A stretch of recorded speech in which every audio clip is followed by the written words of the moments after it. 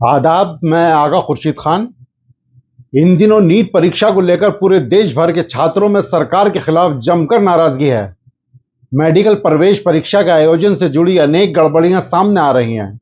NEET की परीक्षाएं NTA आयोजित कराती है। 5 मई को पूरे देश में नीट की परीक्षा आयोजित हुई थी। कुल 23,33,997 छात्रों ने परीक्षा दी थी।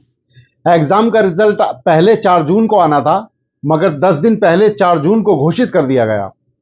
इस बार रिजल्ट आया तो कई तरह की खामियां नजर आईं। धीरे धीरे आवाज उठी तो यह पूरा एग्जाम ही दाल में काला नजर आने लगा। गुजरात के गोधरा जिले में पैसों के दम पर पूरा का पूरा सेंटर ही बिक गया। एक स्कूल में नीट का एग्जामिनेशन सेंटर था। इस सेंटर में 30 छात्रों को गलत तरीके से एग्जाम दिलवाया जा रहा था। यहां गुजरात के लोकल स्टूडेंट्स तो थे ही, लेकिन यहां पर महाराष्ट्र, उड़ीसा, बिहार और झारखंड जैसे राज्यों से भी स्टूडेंट्स आए थे। अब कोई छात्र अपने प्रदेश को छोड़कर गुजरात के इस सेंटर में जाकर परीक्षा क्यों देगा? क्योंकि इस सेंटर पर बच्चों को पास कराने की पूरी सेटिंग हो चुकी थी। इन सारे बच्चों के माता पिताओं से लाखों रुपए ले लिए गए थे। यहां उन छात्रों से कहा गया था कि उन्हें जितने सवाल आते हों अपनी आंसर शीट में मार्क कर दें, बाकी सेंटर पर मौजूद लोग देख लेंगे। क्योंकि एक बार एग्जाम का वक्त खत्म होने से लेकर सारी कॉपियां पैक होकर भेजने में 2.5 से 3 घंटे का वक्त लगता है। एग्जाम खत्म होने के सिर्फ आधे घंटे के भीतर कई सारे बड़े कोचिंग सेंटर सारे सवालों के आंसर की यानी सही जवाब ऑनलाइन जारी कर देते हैं।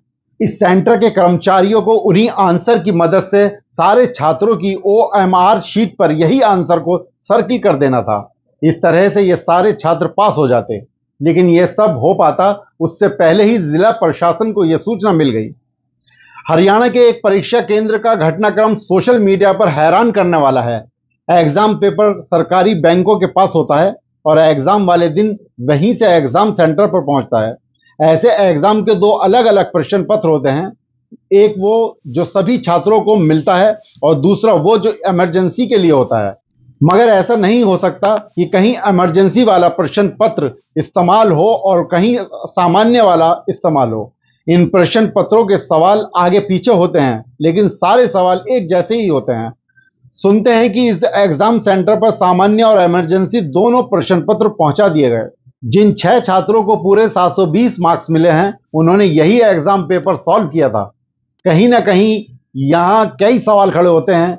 देश का शायद ही कोई राज्य होगा और शायद ही कोई परीक्षा होगी जहां धांधली का ग्राफ ऊंचा ही ऊंचा ना उठता गया हो।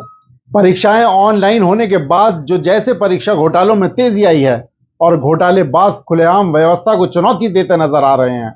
इसकी वजह नौकरियों के घटते मौके हों या कुछ और, लोग भी इन परीक्षाओं में पास होने के लिए लाखों रकम देने को तैयार बैठे हैं।